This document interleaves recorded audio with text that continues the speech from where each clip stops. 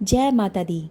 आज नवरात्र के तीसरे दिन हम सुनने वाले हैं दुर्गा सप्तशती का चौथा अध्याय। इसके पहले के अध्याय आपको हमारे चैनल पर मिल जाएंगे और आगे के अध्याय भी हम नियम से अपने चैनल पर एक क्रम से डालते रहेंगे। इसके अलावा आपको हमारे चैनल पर माता दुर्गा के 9 अलग अलग स्वरूपों की कथाएं भी मिल जाएंगी, तो एक बार आप उन्हें भी जरूर सुनिएगा।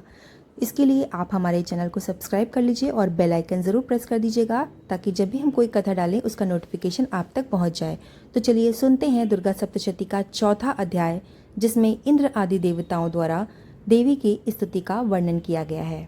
महर्षि मेधा बोले कि देवी ने जब पराक्रमी दुरात्मा महिषासुर को मार गिराया और असुरों की सेना को मार दिया, तब इंद्र आदि समस्त देवता अपने सिर तथा शरीर को झुकाकर भगवती देवी की स्तुति करने लगे।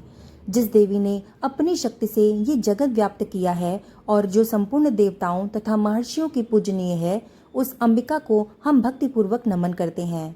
वो हम सबका कल्याण करे। जिस अतुल प्रभाव और बल का वर्णन भगवान विष्णु, शंकर और ब्रह्मा जी भी नहीं कर सके, वही चंडिका देवी इस संपूर्ण जगत का पालन करे और अशुभ भय का नाश करे।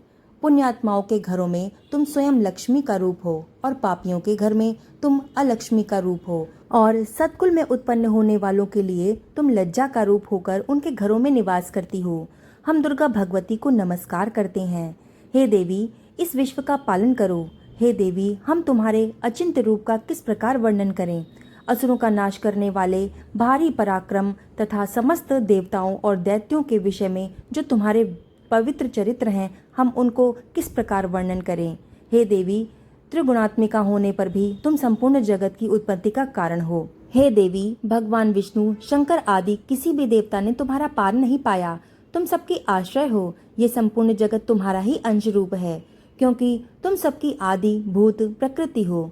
हे देवी, तुम्हारे जिस नाम के उच्चारण से संपूर्ण यज्ञों में सब देवता तृप्ति लाभ करते हैं, वो स्वाहा तुम ही हो। इसके अतिरिक्त तुम पितरों की तृप्ति का कारण हो, इसलिए सब आपको स्वधा कहते हैं। हे देवी, ये विद्या जो मोक्ष देने वाली है, जो अचिंत्य महाज्ञान स्वरूपा है, तत्वों के सार को वश में करने वाले, संपूर्ण दोषों को दूर करने वाले, मोक्ष की इच्छा करने वाले मुनिजन जिसका अभ्यास करते हैं, वो तुम ही हो।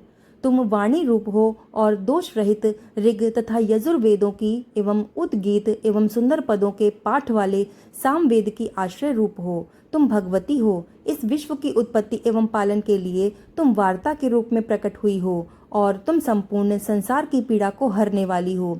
हे देवी, जिससे सारे शास्त्रों को जाना जाता है, वो मेधा शक्ति तुम ही हो और दुर्गम भव सागर से पार करने वाली नौका भी तुम ही हो। लक्ष्मी रूप से विष्णु भगवान के हृदय में निवास करने वाली और भगवान महादेव द्वारा सम्मानित गौरी देवी तुम ही हो।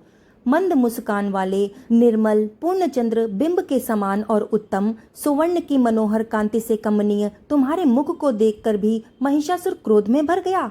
वो बड़े आश्चर्य की बात है। और हे देवी, तुम्हारा यही मुख जब क्रोध से भर गया तो उदय काल के चंद्रमा की भांति लाल हो गया और तनी हुई भौहों के कारण विकराल रूप हो गया। उसे देखकर भी महिषासुर के शीघ्र प्राण नहीं निकल गए। ये बड़े आश्चर्य की बात है। आपके कुपित मुख के दर्शन करके भला कौन जीवित रह सकता है।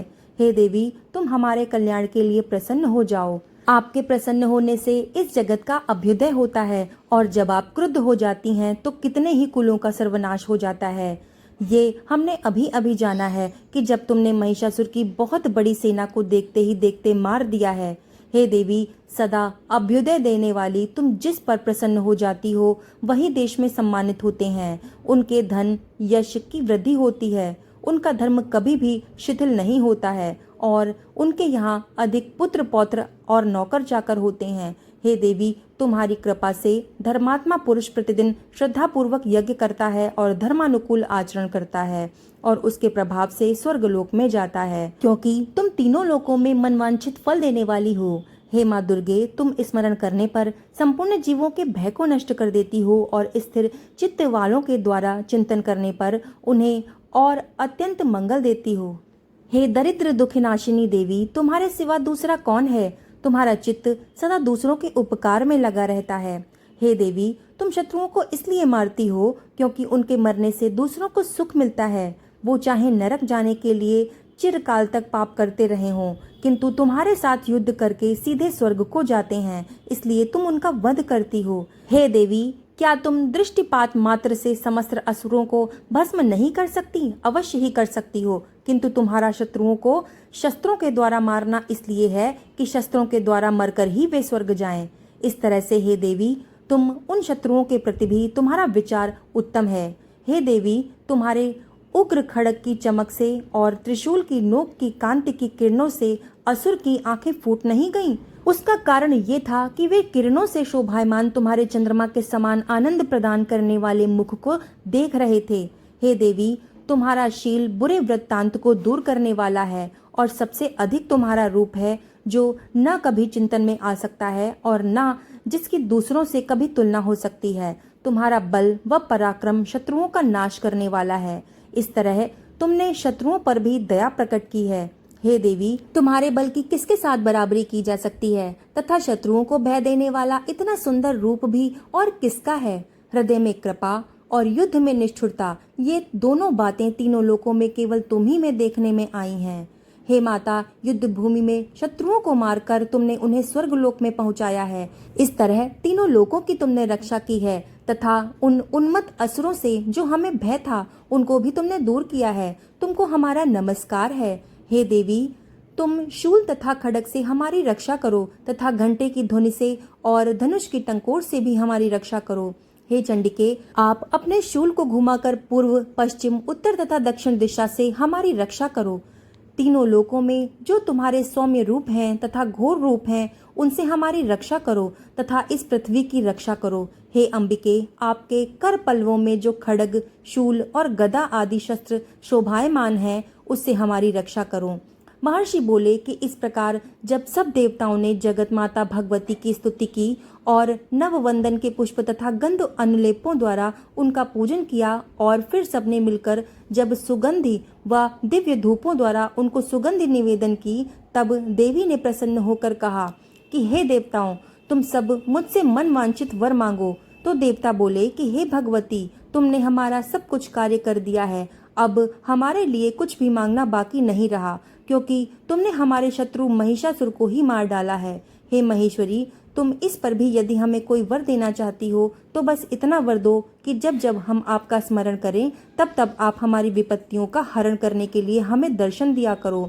हे अंबिके, जो कोई भी तुम्हारी स्तुति करे, तुम उनको वित्त समृद्धि और वैभव देने के साथ ही उनके धन और स्त्री आदि संपत्ति को बढ़ाओ और हम पर सदा प्रसन्न रहो। महर्षि बोले कि हे राजन, देवताओं ने जब जगत के लिए तथा अपने लिए इस प्रकार से प्रश्न किया तो बस तथास्तु कहकर देवी अंतर्ध्यान हो गईं। हे भूपति, जिस प्रकार तीनों लोकों का हित चाहने वाली ये भगवती देवताओं के शरीर से उत्पन्न हुई थी, वो सारा वृत्तांत मैंने तुमसे कहा है और इसके पश्चात दुष्ट असुरों तथा शुंभ निशुंभ का वध करने और सब लोकों की रक्षा करने के लिए जिस प्रकार गौरी देवी के शरीर से उत्पन्न हुई, वो सारा वृत्तांत मैं यथापूर्वक वर्णन करता हूँ। यहाँ पर चौथा अध्याय समाप्त हुआ। बोलो भगवती दुर्गा की जय। पाठ सुनने के बाद कमेंट बॉक्स को जयकारों से भर दीजिएगा और इसे लाइक करके शेयर कर दीजिएगा। इसके अलावा चैनल को सब्सक्राइब करके बेल आइकन जरूर प्रेस कर दीजिएगा, क्योंकि अगले अध्याय में हम आपको सुनाने वाले हैं दुर्गा सप्तशती के 5वां, 6ठा, 7वां और 8वां अध्याय। तो मिलते हैं अगले अध्याय के साथ, तब तक के लिए धन्यवाद।